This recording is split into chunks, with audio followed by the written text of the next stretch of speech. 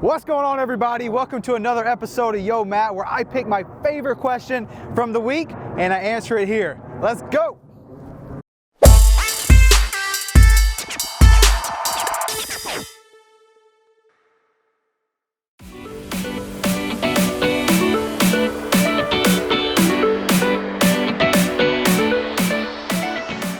All right, guys, so on this episode today, I'm gonna be answering a question from my man, Jay. And Jay says, hey, Matt, I appreciate all your content and help. Quick question though, I just started door knocking a few weeks ago, and now I'm on my second go around knocking the list again.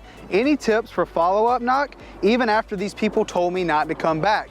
So Jay, there is definitely a fine line when it comes to knocking folks and being at their door. Now, use your discretion, of course. If these people said, please never show up again, I don't want to sell my house, no thank you, never come again, like, don't go back to those folks. But with what we start with and what I recommend, you should focus on the pre-foreclosures in your market. I don't know what market you're in, Jay, but they're a fantastic opportunity to get in front of them because there is a definite timeline and there is a definite pain point, right? There is a limited time where they have to solve this problem. So that should be your first priority. So for example, with folks that are in pre-foreclosure and they say, no, I got it taken care of. No thanks, I don't need any help. We're working with the bank, you know.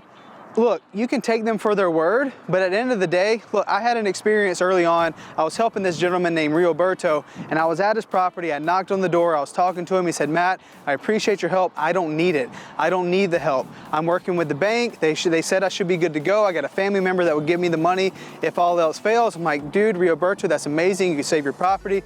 Good for you, man. I'll check in with you later.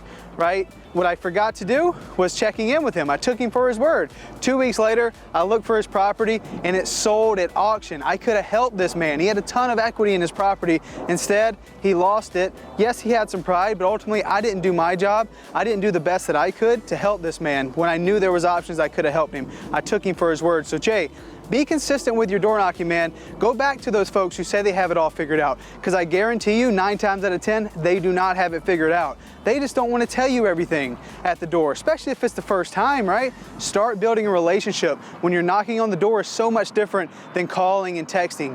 It's very, very personal. They're trusting you to be the specialist. They're trusting you to be the person they're going to work with to solve this pain. So you have to be that professional. Even if they think they have it figured out, go back, check in, start building that relationship with them, because it's gonna lead to a tremendous amount of opportunities. And don't mess up like I did.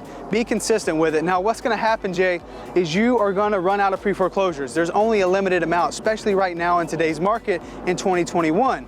Right? So what you do is you start driving for dollars. Find those ugly properties in your market and start knocking on those as well. That way you have some follow-ups. Your priority number 1 is pre-foreclosures, but priority number 2 is you start getting some new fresh data, some new fresh conversations by knocking on those driving for dollar properties. So guys, look, there is an amazing opportunity knocking on doors. I'm a big believer in it. That's how I got probably my first 40 deals. If you're willing to do what other people want and stay consistent with it. Jay, brother, I appreciate this question. Hopefully you guys got some value from this today. Comment below what you guys think and ask some questions as well. And maybe I'll feature your question next week. I appreciate you guys for watching Yo Matt.